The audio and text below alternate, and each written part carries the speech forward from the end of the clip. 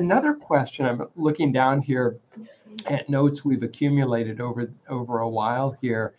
And, knowing what you know now about managing your career, just broadly, do you have a couple of pieces of advice for our more recent graduates who are getting their MBAs, or for that matter, even getting their undergraduate degrees, but particularly from the MBA standpoint, because that's going to be primarily our viewership of this series?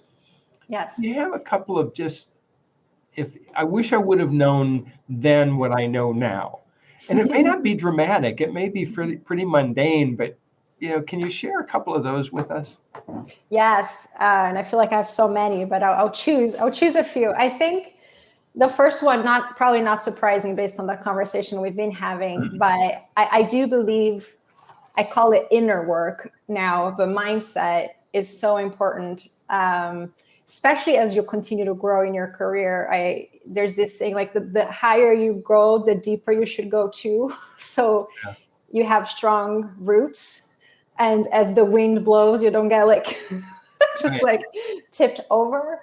But I didn't realize how much our minds can be our best allies or our worst enemies. And for me, as a woman, as a Latina, I would say that I certainly have faced a lot of challenges, I would say, growing up in corporate America.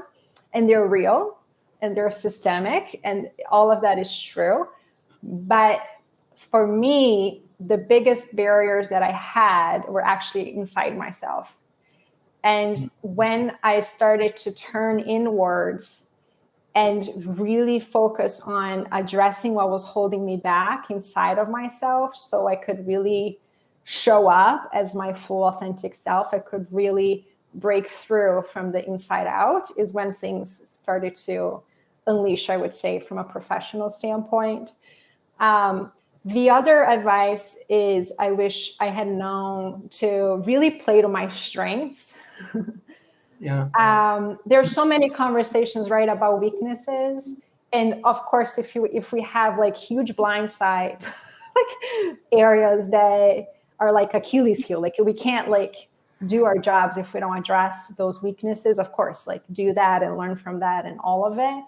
But I have learned that I really shine when I'm playing to my strengths at work, when I'm doing work that I'm passionate about, that leverages my unique gifts, my unique superpowers, and allows me to really then bring that forward in a way that is addressing an important business need.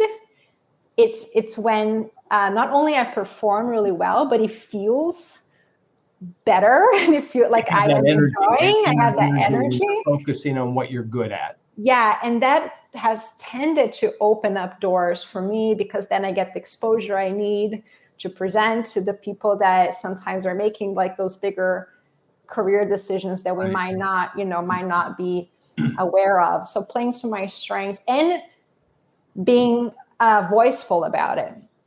I have learned, which ties a little bit. What does that mean?